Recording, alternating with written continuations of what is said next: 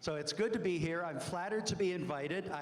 I find it strange, they give you a topic that they would want me to come here and talk about why we should be using artificial turf in soccer. I thought that was somewhat strange, all the things that are going on right now, but said, no, maybe there's something else we could talk about.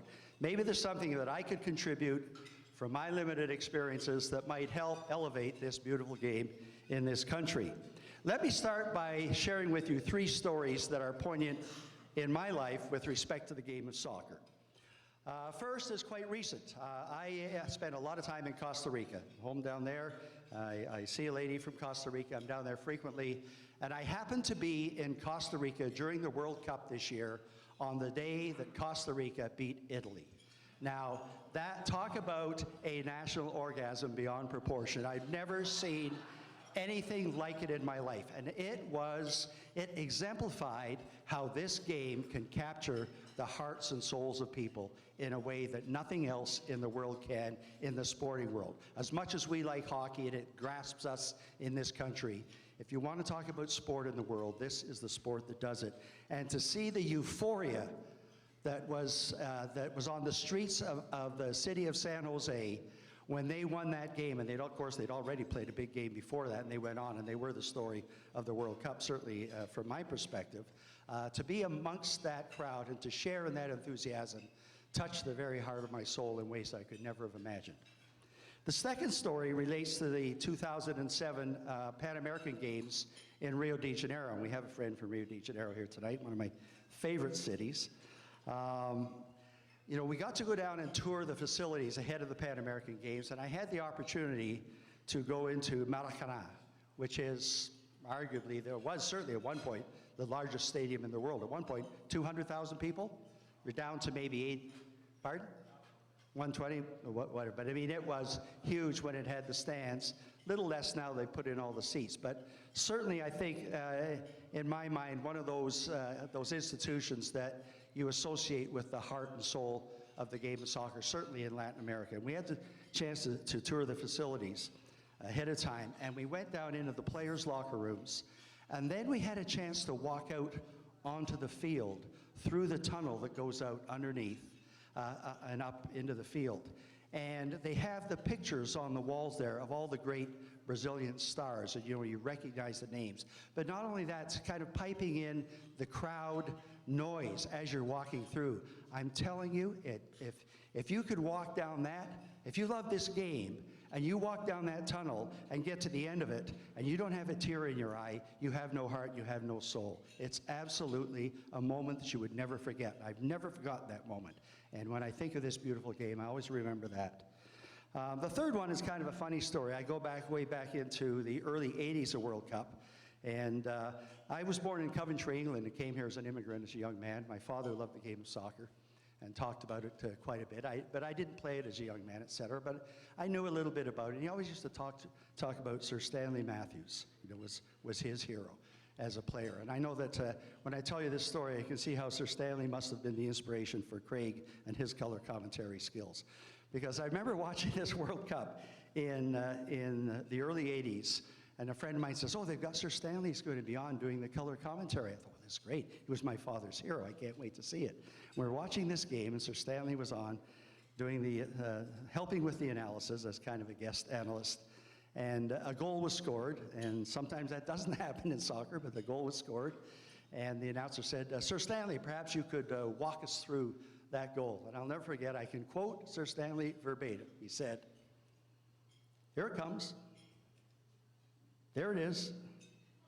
That was it. And well, he was a great player, but he hadn't had the coaching that some of our announcers get these days. So I always think of those things when I think of this wonderful game. I want to do 2 things tonight.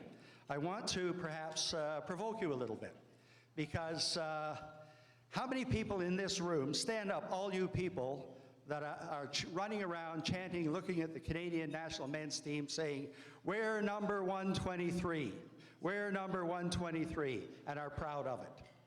Well, come on, I don't see a lot of bodies up there. And that shouldn't be so. We have the money in this country, we have the depth of field, there are millions of kids playing soccer, probably as many as play hockey. There's no challenge with depth of field, and they play into their teens up to a pretty good level, and many of them go on to other places. Yet we have never been able to galvanize the sport at a national level in this country where we can raise ourselves up to be representative amongst the lead countries of the world as a soccer nation, the way I think we deserve to be and could be. For all kinds of reasons that everybody could make excuses about and talk about, and everybody in this room could say, well, this is what we should do. Because I can tell you, being in the professional sport world, et cetera, there's no endless source of people who can tell you how you're doing your job better and can tell you what you should be doing, et cetera. And one of the things I found in the sport world is that the people who say something can't be done, usually at the end of the day, they get run over by the people that are doing it. We need some people that will do it. We need to find a way to galvanize the knowledge, the energy, the resources, the money, the players that we have in this country, and elevate this game so there's a chance that we may aspire at some point to being in the World Cup on a regular basis. Why do I go down to Costa Rica, a country that's only got 4 million people, and look what they did this year, and they've been in it before? I built plants all over Latin America and South America when I was running Quebecor. My favorite country was Uruguay. What have they been in? 2 or 3 times they've won the World Cup, and they're there all the time. A country of 3 million people. And somebody will say, well, oh yeah, but that's all they play. Well, so what? We have the resources to do all kinds of things. Look what we've done with the Olympic sports over the last number of years, in both summer and winter, and we fund both of them. Look at a little country like Serbia. Serbia, at one point, not too long ago, with a population of 5 million people, was ranked number 3 in the world in volleyball, basketball, and water polo. How the hell did they do that? And why aren't we there? It takes a will, it takes a vision, it takes a desire to get there, and it can be done. And you have to face up to some of these challenges within your organization. You have fragmentation of leadership in this country. You have parochial challenges where people hang on to power. The intoxication of power, I can tell you, in the amateur sport world is all pervasive, and it's not just in this sport. I was on the board of directors of the Royal Canadian Golf Association. It's the same thing there. It's the same in alpine skiing, the divisions and the turf protection, and this is not an indictment of anybody in this room. It's the natural way things flow until somebody gets it by the throat and says, we're going to make a change. But it's the same thing in all of these sports.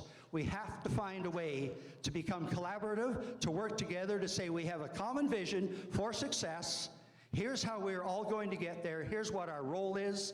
This is the mission. This is the accountability. This is the roadmap. And we have to, more than anything else, amongst ourselves in leadership positions, be prepared to make sacrifices and say, you know, if we're going to get ahead and be collaborative and have a collective vision for success, we've all got to give up a little bit in order to get a little bit more, because we'll become a lot stronger in the end. And that, at the end of the day, more than anything else, is the story of the success of On the Podium. And I'll tell you how it was created.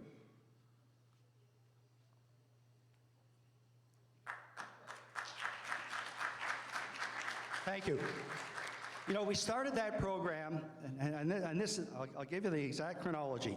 I joined the Olympic Committee in 2003, and in July of 2003, we were awarded the Winter Olympic Games in Vancouver. Now, we had hosted the Olympics in Canada twice in the past, 76 and 88, and in neither of those games did we win 1 gold medal. Now, no country in the world had ever hosted an Olympic Games and not won a gold medal. We were so good at it, we did it twice. We knew something had to change, and we had to start focusing on results. And I'm a big believer in results, and I'll share a story with you, and I do it a lot in business speaking and in sports speaking, because if you don't believe in results, you don't know what you're measuring, you don't know where you're going. One day there was a priest and a cab driver.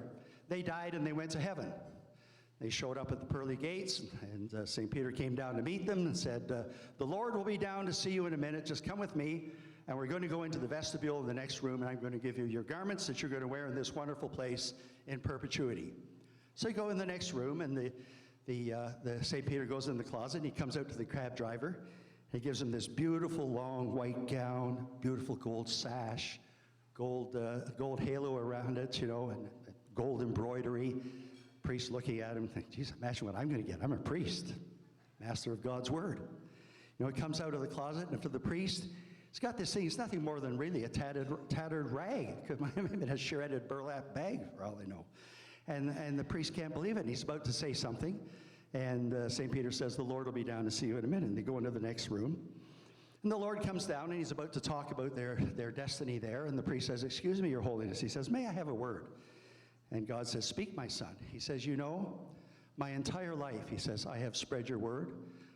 I've crafted and shared wonderful sermons with my parish and my flock every Sunday morning. I've worked in the community. I've interpreted the Bible with integrity, and I've led an impeccable existence. And I find myself standing beside this mere cab driver, somewhat sartorially diminished. I said, it doesn't seem fair. Perhaps you could explain. And God looks at me, he says, you know, my son, he says, I listened to every one of your sermons. They were very good. You really understood the Bible. You spread my word well. He said, there's no question about it. But what I observed, by and large, is that every Sunday when you preached, your parish, by and large, fell asleep. Whereas when this man drove a taxi, everybody prayed. So at the end of the day, don't tell me what you're going to do it. Let's get results. And we started down that track with On the Podium. And it started like this.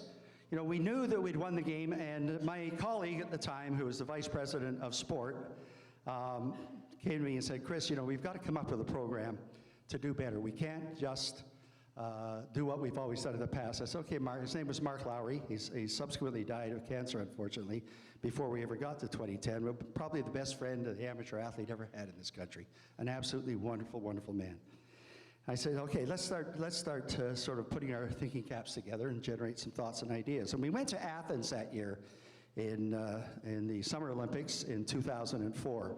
And the team didn't do as well as they thought it should do. I think we got 17 or 18 medals. We were down, or no, it wasn't even that much. It was about maybe 12 medals. We were down considerably from the results in Sydney, the previous Summer Olympics. And we were being ripped a little bit by the media. And I'll never forget, there was a seminal moment. We were sitting at the Dias at the closing press conference.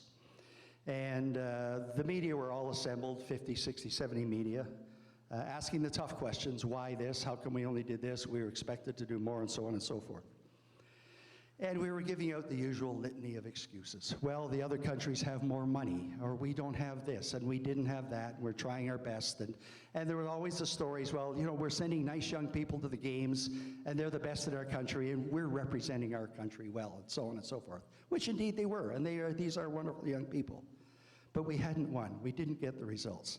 And I'll never forget, there was a moment when one reporter, it was his turn to ask, David Perkins, some of you might know Perky, used to write for the Toronto Star, quick of wit, wonderful man with a metaphor. You know, he looks at me and he says, that's fine, Chris. He says, well, what are you going to do about it? You know, and we left that press conference, and I turned to Mark, and I said, you know what, Mark? I said, we have abdicated our responsibility to lead. I said, I'm never going to sit at one of those goddamn meetings again and have somebody ask me a question like that and do nothing but make excuses. It's our responsibility as the Canadian Olympic Committee, working in collaboration with all the other sports, to come up with a solution and find a reason for people to help us. Not just expect them to dole out the cash and make an excuse when it's not there. And that really crystallized a lot of things for me. So we sat down, you know, the next week, and about a month later, Mark came back and he says, and this is where On the Podium started, he says, Chris, I've got a plan. I said, what is it? He said, first of all, we got to find out where we are. And I always found that in all the businesses I ran, you don't know where you're going unless you know where you are. Because you got to have a bench line to start with, a baseline, and then you build up from there. And your vision has got to be not a dream, it's got to be a vision. It's got to be based upon principles that are real and achievable, and they've got a critical path to get there that's measurable, knows how you're going to fund it, who's accountable, how are you going to measure it, and on and on. You can't just say, well, I'm going to follow my dreams. Well, so what? Lots of people are doing that, and they never get there. You will get there if it's a true vision and you know how you're going to do it. So he said, first of all, we got to find out where we are. And we did an analysis. He says, I want to do an analysis of our results in Salt Lake City, which were the last Winter Olympic Games we'd had in 2002, where we had 17 medals and we tied for 4th. We were behind the Germans, the Norwegians, the Americans, and I think we tied with the Russians or something like that. And the Austrians were up there too. There were 5 or 6 countries at the top. I said, well, how do you do that? He said, I want to hire Kathy Priestner, who's been around this sport world for a while. She's very bright, bronze medalist in speed skating for Canada, and I want to do an analysis of those games. What are our strengths, weaknesses, where do we need to invest, depth of field, conversion rates, on and on. I said, how much? He said, 150 grand. I said, hire her, I'll get the money. And I went to Sport Canada, and Van Ock, John Furlong bought in, CODA bought in Calgary, the Paralympic Committee, and ourselves. So we raised the money.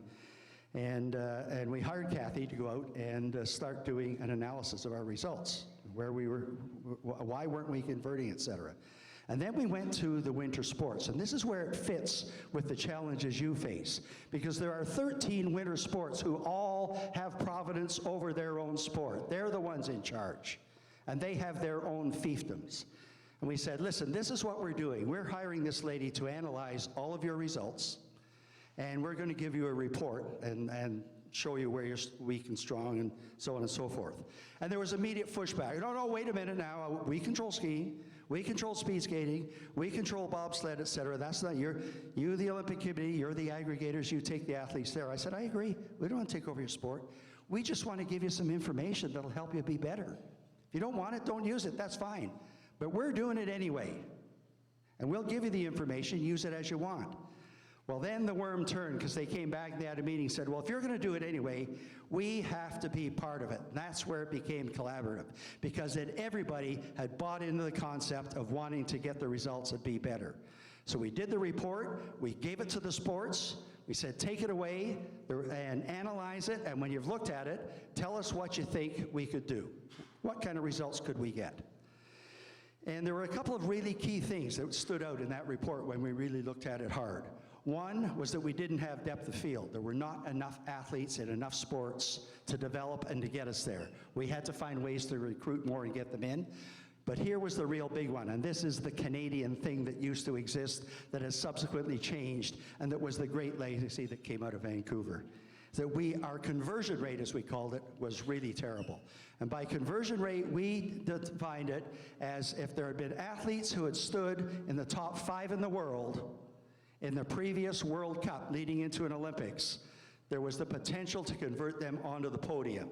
And we were converting those athletes onto the podium at a level of 27%. Whereas the other 5 countries around us collectively, the Germans, the Russians, the Norwegians, the Austrians, the Americans, were converting them collectively at 62%. The Germans at 99%. Now, you don't have to know one damn thing about sport or be a rocket scientist to know that we were failing at helping our athletes believe that they could win. And that was a Canadian disease for so many years. We didn't believe in ourselves. It's like the story of a guy, you know, it's on the border of Maine and Nova Scotia. And he walks down the end of a pier, and there's a lobster fishing boat on either side of the dock. And he looks to the American side, and the American guy is throwing the lobsters in, and in this big pot. And he'd fill the pot up, and then he'd go on to the next one. And he went over to the Canadian lobster guy, and he's watching him, and he's throwing the lobsters in, and then as soon as the pot gets full, he puts a lid on top of it right away. Well, the other guy, the lobsters are just walking around. And he said, can you explain something to me? He says, that guy hasn't got lids on his lobsters. You're putting lids on them. Why are you doing that? He said, well, these are Canadian lobsters. When everyone gets up to the top, the others reach up and they pull them back down. So, you know, we had this Canadian disease where we were afraid to stand up and say we can be the best, we want to be the best, we're going to try hard to be the best. We were pulling each other back down all the time. We gave that report to the winter sports, and they came back, and we said, okay, what do you think you could do? And believe it or not, they said, if you could get us, Chris, and the Olympic Committee, and everybody else that can help us, John Furlong and Van Ock, if you can get us $110 million over the next 5 years, we think we could be #1 in the world. Now, what an un-Canadian statement that was. And we put that out there. And I got excoriated in the media, and many others did, say, well, you guys are bragging. You can't do that. We don't talk that way. I said, no, we're not. It's an expression of a desire to be the best that we can be and try and get there. And we have the plan to do it. And we're not telling people to be #1. We're saying that we can achieve this if we work hard. We've set the goal and we've got the plan. We know what we have to do. So we went about it. We went to the government. We had a huge meeting with the then sport minister up in Ottawa. We had all of the sports there. Every stakeholder was engaged and said, sir, we've got a plan. Here's how we're going to invest. You won't be embarrassed. The return on investment to the taxpayer, this is how we're going to measure it, and on and on. And we got the money. And we started to move forward then, and we measured it every year. And we saw every year we were getting an increased performance in World Cup results in the off-Olympic years. Then the next Olympics that came were Torino, and we set our goal to be number 3 there. And by God, we did it. We got, I think, 24 medals in Torino we went up to. The Americans got 25 and were second. And you know what? Here's the funny thing.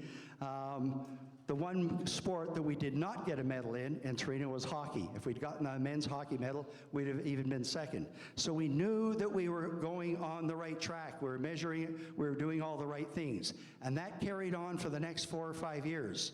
So by the time we got to Vancouver, we knew we had invested in sports science, sport medicine, the best equipment. We sent our athletes to compete on a regular basis against the best. We hired the best coaches, because coaches, if you only ever invest in one thing, it's coaching.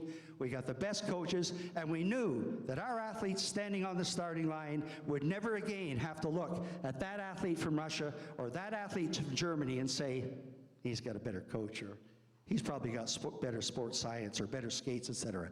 They knew and they believed that they had the best. We made them to believe that. And they knew that they were there to go and try and win. And there's nothing wrong with wanting to win and being the old traditional Canadian that goes and competes and makes your country proud, etc. The two are not mutually exclusive. You can be a good guy and you can want to win too. And that program has carried on, is carrying on now, and it changed the culture of this country in many ways. It's the great legacy that came out of Vancouver, because it became an audacious expression of Canadians' ability to stand up and say, I can be the best that I can be. I'm not afraid to work hard. I'm not afraid to try, and if I fail, I'll pick myself up, I'll do it again. And people are doing it everywhere. And you see it in the business world, and OTP has become inculcated into the language of our nation in a unique way. We have to do that with this sport, and you can do it. The answers reside in this room. It's not the Minister of Sport's job. It's not my job. It's not whoever's. The energy, the knowledge, the brains, the desire to do it is within this room, working in collaboration with the Canadian Soccer Association and others. You have to say, we're tired of being 123. 2 World Cups from now, we got to be there, and we got to believe that at some point we can win, because you have the depth of field. You've got knowledge, you've got resources, you've got examples of success you can plug into. You've got to find someone that can galvanize and bring those groups together. Say, set aside your differences when maybe you don't get some money. Maybe you give up a little bit, because some sports got nothing. But you can do it, and you have the ability in here, and you should do it, and we need to do it. We need to be part of that bigger world sport community, because it is the beautiful sport. It is the sport that draws the world together like no other, right down at the grassroots level. Never mind the politics of soccer at FIFA. All of those sports suffer from the intoxication of power, etc. But those of you that are involved in caring about the game and loving the game and watching your children play have to make a difference and have to build a future for them, where they say, one day, Mom, Dad, you're going to see me on television representing Canada in a World Cup game. Thanks for having me. Have a good night.